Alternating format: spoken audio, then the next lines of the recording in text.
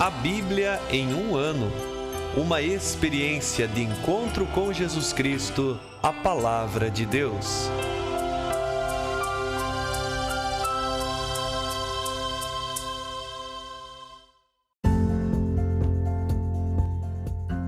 Olá, eu sou Yuri, seminarista da Diocese de Ponta Grossa, Paraná. Você está ouvindo o podcast A Bíblia em um ano, onde ouvimos a voz de Deus e procuramos viver segundo a sua vontade por meio da Sagrada Escritura. Usando uma linha do tempo, vamos ler a Bíblia inteira, sem deixar nada de fora, em 365 dias, descobrindo como a história da salvação se desdobra e se atualiza em nossas próprias vidas e na vida da Igreja. Entrando em contato com toda a Sagrada Escritura, vamos aprofundar nossa experiência da fé que professamos, da fé que celebramos na liturgia, da fé que expressamos na oração diária e da fé que vivemos por meio de nossas ações e de nosso testemunho. Estamos usando a Bíblia Católica com a tradução oficial da CNBB, a Conferência Nacional dos Bispos do Brasil. Você pode baixar o plano de leitura completo para os 365 dias por meio de um link que você encontra na página do Instagram, abiblia.emumano. Você também pode se inscrever nesse podcast por meio da plataforma que preferir, Google Podcasts, Spotify e outras, para receber as notificações diárias dos novos episódios. No plano de leitura que vamos seguir no podcast A Bíblia em um ano, iniciaremos pelo Evangelho segundo Marcos. Iniciar por um dos textos do Evangelho tem o objetivo de estabelecer a nossa referência constante ao longo de toda a leitura, que é a própria pessoa de Jesus Cristo. Ele é a Palavra de Deus que se fez carne e nos trouxe a salvação.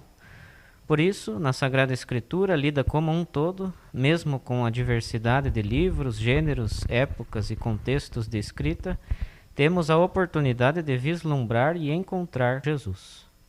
Por isso, antes de iniciar as leituras previstas para cada período no plano de leitura, vamos fazer uma introdução para compreender melhor a contextualização de cada parte da Bíblia em relação ao todo. E para esta tarefa, vamos contar com a participação de um padre especialista na área bíblica. Olá, padre, apresente-se, por favor, aos nossos ouvintes. Olá, Yuri, seminaristas, que bonito projeto vocês iniciaram.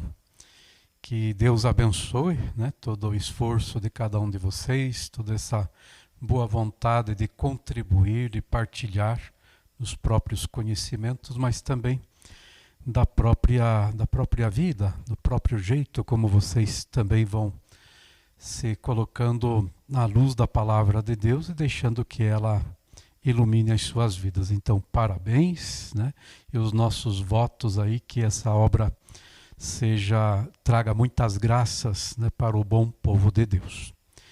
Então, sou o Padre Antônio Ivan de Campos, tenho 33 anos já de vida presbiteral, pertenço ao clero diocesano da Diocese de Ponta Grossa. Aqui em Ponta Grossa fiz quase toda a minha formação acadêmica. Nosso antigo seminário São José, ali eu fiz todos os estudos, aquele tempo chamávamos o segundo grau de colegial. Depois, no mesmo seminário, mas já frequentando o nosso Instituto de Filosofia e Teologia Mater Ecclesiae, do qual hoje eu sou professor. Então ali eu fiz todo o percurso da formação filosófica, teológica. Depois trabalhei, seja na formação inicial do segundo grau e ainda com as aulas, relativas ao segundo grau, muitas matérias ali específicas daquele tempo. Depois fui pároco na catedral, onde novamente, pela segunda vez, estou sendo pároco, a paróquia Santana de Ponta Grossa, Igreja Catedral.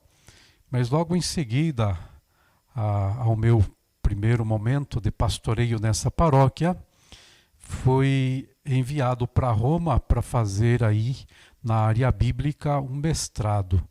Fiz na Pontifícia Universidade Gregoriana, junto com o Bíblico, né? Então fizemos aí esta formação específica para a área bíblica. E depois vários percursos na volta, né? Entre várias paróquias como pároco. Novamente por 7 anos reitor do Seminário Maior de Teologia da nossa diocese. Novamente estou aqui na Paróquia Santana, Igreja da Catedral. Muito bem, obrigado, Padre Ivan, pela participação, pelo incentivo. E vamos conversar agora então um pouco sobre os nossos primeiros livros que vamos entrar em contato no nosso projeto de leitura. Então, como nós vamos iniciar pela leitura do Evangelho segundo Marcos, o senhor pode dar uma contextualização para nós sobre a composição desse texto, levando em conta que grande parte dos estudiosos o considera o Evangelho mais antigo? Pois bem, começar uma leitura da Bíblia toda por Marcos é uma boa opção. Aliás, creio que quem sabe até a melhor, né? Cada vez que vamos iniciar a leitura da Bíblia, procuramos algum ponto, ou iniciamos realmente em Gênesis, ou escolhemos um outro ponto histórico, né, de onde começar. Mas nada melhor na perspectiva cristã do que começar com os evangelhos, em especial com Marcos, cronologicamente o primeiro dos evangelhos, né? Canonicamente nós chamamos Mateus, porque está na ordem canônica como o primeiro evangelho, né? Mas, segundo o que você apontou, grande parte dos estudiosos, né, seria o evangelho mais antigo. Evangelho escrito, né, porque sempre vamos lembrar que os evangelhos são a forma escrita da pregação apostólica, do querigma. E este é o evangelho. A igreja nasce do evangelho pregado, por isso ela se diz apostólica. Falando então apostólica, Evangelho de Marcos, o primeiro, se nós vamos observar aquele que tem a linguagem mais simples e também dentro da sua estrutura, o Evangelho mais curto, quase a sugerir que precisamos ler tantas vezes quantos forem necessário o mesmo Evangelho, para depois passar adiante, né? Ele tem uma forma curta, uma linguagem direta, né? E lá no finalzinho do Evangelho ele adverte os apóstolos assustados, escandalizados, né, pelo momento da cruz. O ressuscitado manda dizer a eles, né, que ele, o ressuscitado, os precede na Galileia. Isto é um convite a ler novamente, voltar onde tudo começou. O Evangelho de Marcos, na sua simplicidade, guarda uma profundidade única, né? Então, numa só leitura, nós não conseguimos. Claro, dentro do projeto de vocês, né, tem muito livro para ler, então vai ser uma só. Mas sempre o convite ao leitor de Marcos, né? Quando chegar ao final, certamente você vai estar tão assustado, tão assombrado, às vezes até tão contrariado nas tuas perspectivas, como os discípulos, como os apóstolos ficaram. Então o ressuscitado os convida, leia de novo, né? Não tenha pressa, durante a leitura sempre você vai ter já uma ideia pré-formada de Jesus. E ele diz, ainda não conte nada para ninguém, não fale nada. Vá até o finalzinho do Evangelho e retorne tantas vezes quanto necessitar.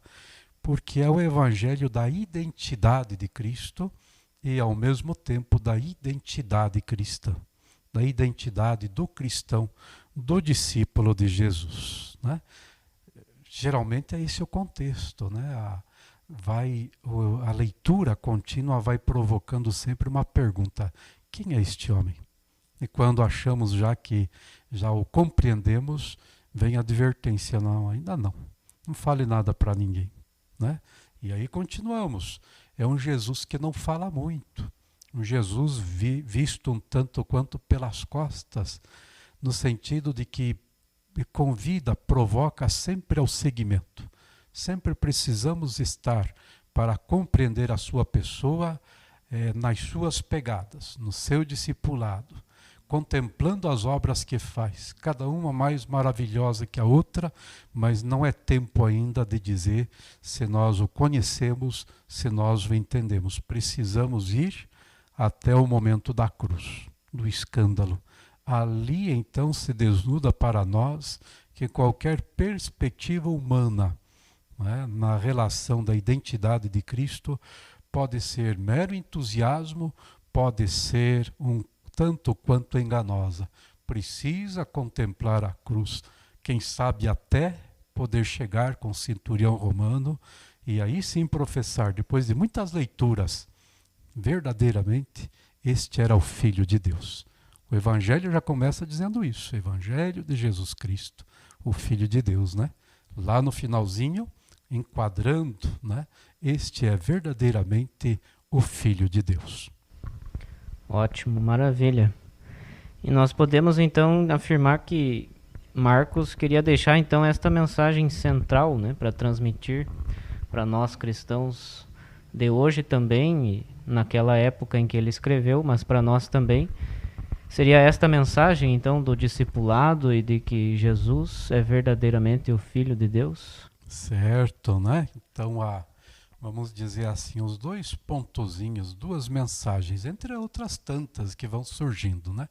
Mas as duas que são centrais, a que o Evangelho de Marcos quer responder é sobre tudo isso. Quem é este homem? Né? Quem é este homem? E depois, se nós conseguimos responder quem é este homem, Jesus, né? Aí nós podemos responder a segunda pergunta que nasce dessa primeira. Quem é o discípulo de Jesus? Ou seja, quem sou eu? Quem é a igreja de Marcos? É um evangelho que é escrito em um momento bastante conturbado, né? E nós podemos fazer a leitura dos mesmos problemas que nós temos hoje. Então é um evangelho tão antigo, mas sempre novo, né? Ali tínhamos o jogo das nações, crises políticas, né? O grande Império Romano que passa pela condução de loucos como Nero, Calígula, depois alguém mais sereno, mas sempre conquistador, Vespasiano, né? Ou seja, estes jogo político entre as nações afetam diretamente a comunidade de Marcos, que certamente não reside mais na Palestina, reside no coração do Império Romano ou da própria Roma mesmo, né? E aí, crise econômica, desvalorização da moeda, já viu falar disso? Pois é, antigamente e hoje também, né? E aí o refúgio, essa comunidade busca refugiar-se como comunidade, mas em torno de alguém. Quem? E aí nascem tantas propostas, tantos mestres, que agora precisa conhecer quem é o nosso verdadeiro mestre. Quem é que pode nos dar a verdadeira paz? Quem é que pode colocar equilíbrio na nossa vida? Que bom, maravilha. Obrigado, Padre, pela sua colaboração. E vamos falar um pouquinho agora, então, sobre o livro do Gênesis, né? Então, no nosso plano de leitura, depois de nós lermos este Evangelho segundo Marcos, iniciaremos a leitura do Gênesis, lá no início da Bíblia, né? E segundo o nosso plano ali, a nossa linha do tempo que vamos seguir, temos dois períodos basicamente, né? Primeiro, um período que mostra mais a criação e a aliança com a humanidade em geral, e depois a aliança já com Abraão, a promessa aos patriarcas, né? Uma colocação de Deus na história da humanidade que vai escolhendo já um povo. Então o livro do Gênesis é entendido, na maioria das vezes, dentro do contexto já do Pentateuco, ou seja, desses 5 primeiros livros que formam a Torá, a instrução hebraica, né? Gênesis, Êxodo, Levítico, Números e Deuteronômio. Então o que o senhor pode nos esclarecer sobre a origem, a formação deste livro do Gênesis? Gênesis, no princípio, né? Princípio de tudo, princípio da criação. Passar de Marcos para Gênesis é um salto imenso, mas é uma ótima ideia, sabia? Não é? Uma ótima ideia. Primeiro, a perspectiva cristã da leitura da Bíblia. Né? Claro que esta leitura que vocês estão propondo, ela está aberta a toda e qualquer pessoa, todos são convidados a ler conosco, né? Mas, em primeiríssima mão, a comunidade cristã precisa se dar conta, né, dos seus escritos, dos seus inícios, né? E como comunidade cristã, ela tem o seu início na proposta, no anúncio do Evangelho de Jesus Cristo. Este é o grande princípio, né? É onde ela se reúne, como nós dizíamos. Mas depois, ela não é um gueto, ela não é simplesmente uma comunidade à parte. Ela faz parte e comunga com os grandes anseios da humanidade, né? Então, ela precisa também se colocar, esta comunidade cristã, num contexto maior. Ela não é única. Deus amou tanto o mundo, e não somente alguém ou alguns, né? Amou a humanidade. Então vamos rebuscar os inícios da humanidade, não inícios científicos, né? Os inícios contemplativos, os inícios teológicos, como a humanidade, pelo viés do povo de Israel, pensa as suas origens, as origens do mundo. Quem é Israel? Né? Quem é Israel? É o povo de Deus. Como iniciamos? Né? Iniciamos em Abrão, o nosso pai comum. Comum a quem? Como a tantos outros que não professam a fé israelita, né? Comum a tantas outras comunidades. Então, o nosso início está no início da busca do homem por Deus e da busca de Deus pelo homem. E agora nós encontramos este lugar comum na figura de Abrão. Então, em Abrão, o início do nosso povo. Mas tudo não começou aqui no nosso povo. Tudo começou na história da humanidade. Tudo começou não entre os filhos de Abrão, entre os filhos de Adão. Quer dizer, um alargamento da perspectiva, né? A Bíblia nos dá essa capacidade de a gente ler a própria história, mas conjugá-la com a história dos outros, do diferente. Na verdade, não somos diferentes. Todos nós temos um início comum. E aí a Bíblia, para não deixar nenhuma dúvida, coloca o comum de todos e, mais ainda, comum de tudo, a criação do mundo. Novamente, não é um viés científico, é um viés contemplativo, um poema que louva realmente esta criação, né? Que louva a criação vindo como obra amorosa de Deus, que desde o início pensou todos nós, né? E quando de repente nos individualiza, escolhe um povo, escolhe uma comunidade, escolhe uma família ou um homem, não é para privilégios, mas é para serviço dentro da humanidade e dentro do mundo. Certo. E de toda esta mensagem que o Gênesis nos deixa, né, desse princípio de nos reconhecermos dentro do todo, né, do princípio da humanidade, da própria criação de todo o universo por Deus, qual seria então a mensagem central que nós podemos tirar do Gênesis, ou qual seria a intenção teológica, espiritual, né, já que ele não é um livro, como o senhor disse, científico ou histórico nos nossos moldes atuais? O que ele deseja expressar para nós, espiritualmente, teologicamente? Então, sempre a Bíblia ela precisa sempre contar com uma leitura de conjunto, né? Mesmo aqueles textos mais especiais, né, da nossa fé, o querigma mesmo, né, o anúncio da morte e ressurreição de Jesus Cristo, né, que está aí é a pilastra principal da fé cristã, né? Tudo precisa ser colocado em contexto, né, numa visão mais alargada, né? E o Gênesis não é diferente, ele é o primeiro, mas não é o único. Né? Ele precisa ser conjugado com o Pentateuco. O Pentateuco, que nós chamamos de Pentateuco, os hebreus chamavam de Torá. Torá, né, como você bem coloca por aqui, é esta instrução. Né? É instrução de quê? é chamado também como Torá. Aí os gregos interpretaram um pouco desse jeito e os latinos deram uma maior configuração nesse sentido de lei, quase que regra jurídica mesmo, né? O diaseques grego, né? Então o fedos é latino, quer dizer aliança, ou alguma coisa bilateral, de um acordo, de um tratado. E isso também é a lei. A lei são essas condições dessa aliança, são as normas para esse tratado bilateral de Deus com o homem, né?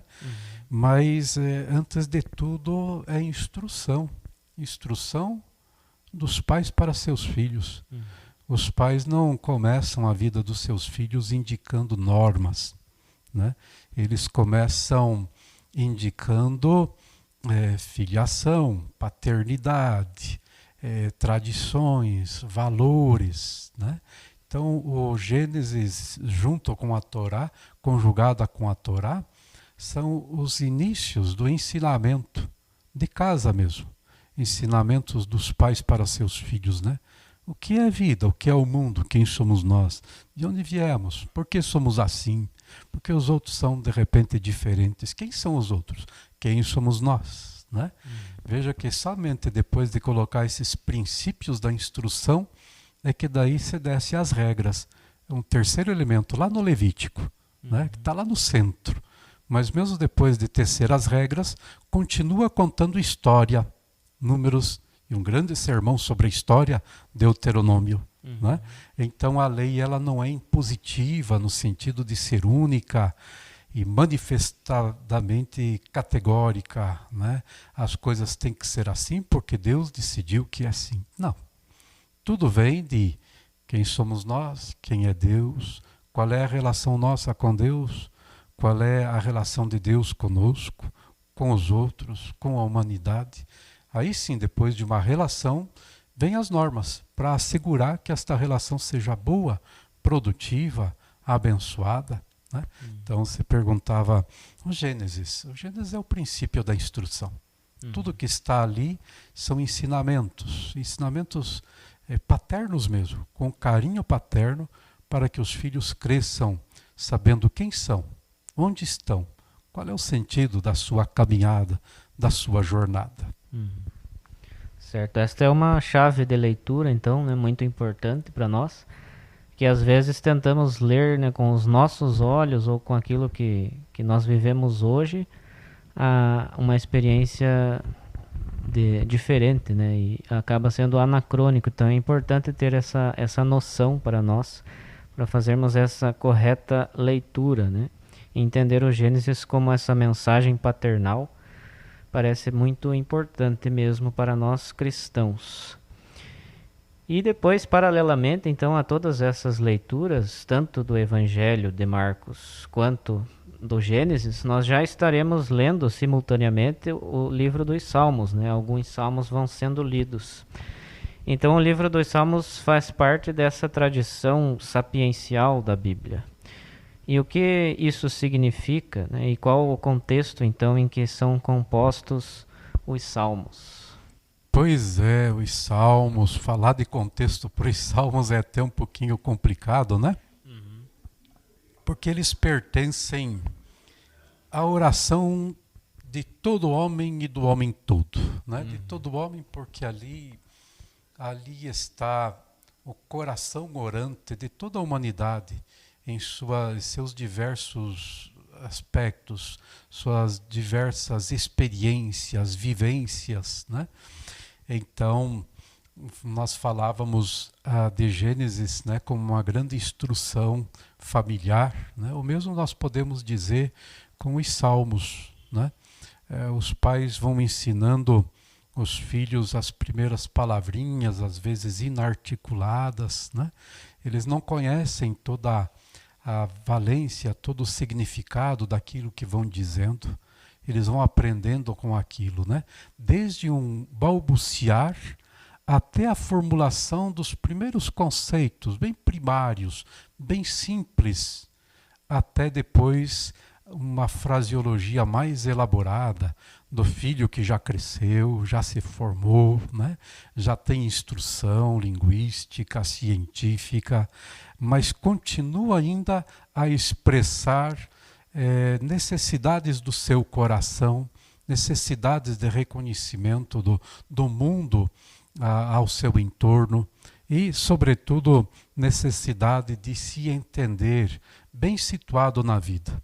Nascido numa família, educado numa família, crescendo numa família, agora já pertence a uma família bem mais larga, a família humana, que vem sob a tutela do grande Pai que é Deus, né? Então, assim, com isso nós estamos dizendo, não tem contexto a não ser aquele familiar.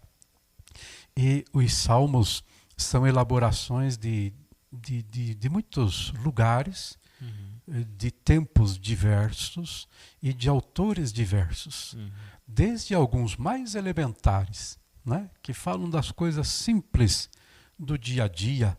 Então, salmos muito, vamos dizer, ligados à vida do interior, né, à vida pastoril, até aqueles salmos já elaborados para grandes celebrações da coroação de um rei, os salmos reais, né? Salmos expressamente religiosos, como a peregrinação ao templo. Quem não conhece, até na musiquinha, Senhor, quem entrará no teu santuário, que tem mãos limpas e puro coração, né? Imaginou o povo vindo e lá, de diante da porta do santuário, grita, né? Quem que pode entrar nesse santuário? E o sacerdote que os recebe, né? Aí em diálogo com ele, quem tem mãos limpas e puro coração, é o nosso ato penitencial antes da celebração, né? Então, salmos que são verdadeiras pérolas de liturgia, e outros que falam apenas do desafio do viver humano, com as suas dificuldades, com seus dramas.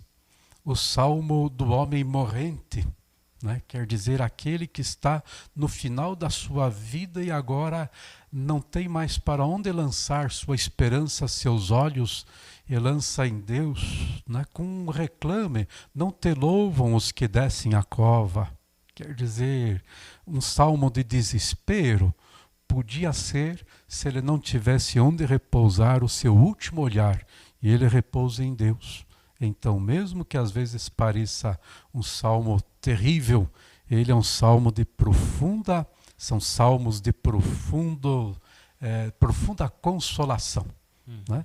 Então, são orações de todo homem, o homem todo, para todos os dias, para todos os momentos. É a vida sendo rezada, é a vida sendo interpretada poeticamente. Estes são os nossos salmos. Que legal.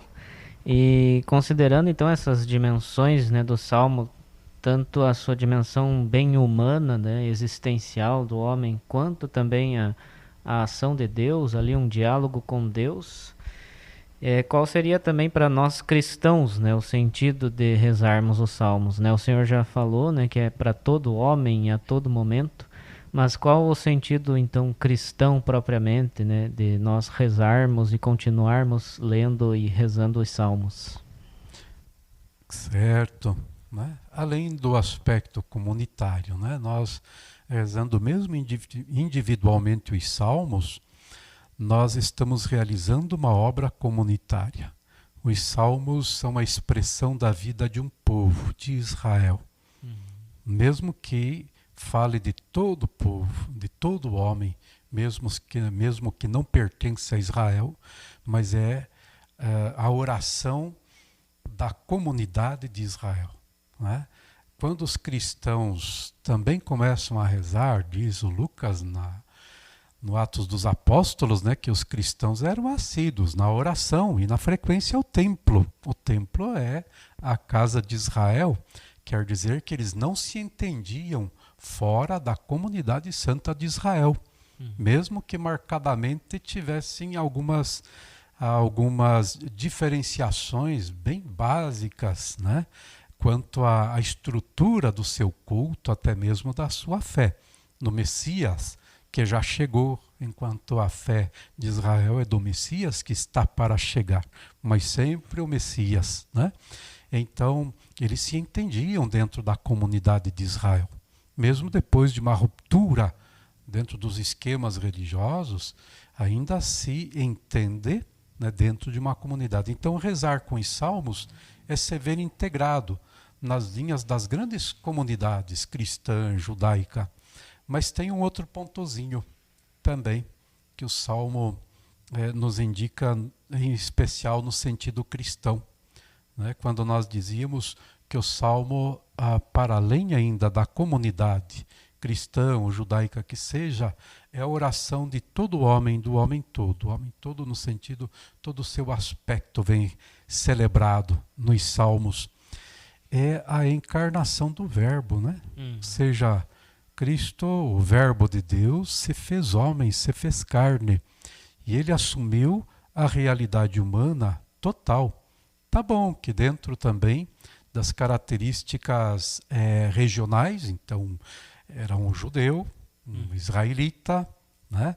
Nasceu aí por Belém, mas a sua família vivendo aí por Nazaré da Galileia, né? Então era um judeu, propriamente, também religiosamente, também visitava o templo junto com sua família desde a meninice, né? Então o Verbo se fez carne para valer. Tem esses aspectos, né, da sua encarnação, ou seja, um homem judeu, mas também tem o grande aspecto da sua humanidade completa, ou seja, ele se fez homem como todo homem e não como alguns, né? Então ele abraça a realidade humana total. E os salmos rezam a totalidade da vida humana. Por isso eu dizia, né, que é do homem todo, em todos os seus aspectos da sua existência. E Cristo assumiu em si todos os aspectos da existência humana. Então, o cristão rezar os salmos é rezar com todo homem, né? Celebrar a encarnação do Verbo que assumiu toda a humanidade. Que bonito. E é bom também para nossa espiritualidade, né? Acho que imaginar ou pensar que Jesus também rezou esses mesmos salmos, né? Nós vemos nos próprios evangelhos, né, diversas citações dos salmos. Então acho que é bastante consolador e até motivador para nós como cristãos lembrarmos e imaginarmos que Jesus, assumindo totalmente a nossa humanidade, como o senhor disse, também dizia, rezava com essas mesmas palavras, né? Então muito obrigado, Padre Ivan, pela sua participação. Acredito que aprofundou bastante o nosso conhecimento, também as nossas chaves de leitura, digamos, para iniciarmos este projeto. E esperamos que possamos conversar mais vezes ao longo deste projeto, deste ano, para aproveitarmos também do seu conhecimento, do seu ministério como padre. Que Deus abençoe também a sua vocação. Amém. Um abraço a todos, também a todos aqueles que vão nos escutar, né, e rezar e ler conosco a palavra de Deus. Que sejam todos abençoados, que sejam todos assim frutificados também na sua vida a partir da palavra de Deus, né? É Jesus que garante, né, que se a gente permanece nele e permanecer nele é também escutar a sua palavra, nós somos capazes de produzir muitos frutos. E tudo aquilo que nós precisarmos para a nossa jornada humana e cristã, por esta permanência nele, na sua palavra, nós vamos conseguir. Então, que todos recebam graça sobre graça pela leitura da palavra de Deus. Amém. Obrigado, Padre. Até a próxima. Se você gostou desse episódio, inscreva-se no nosso podcast A Bíblia em um Ano, compartilhe também com um amigo e fique atento para os próximos episódios em preparação para o início da nossa leitura da Bíblia. Até a próxima!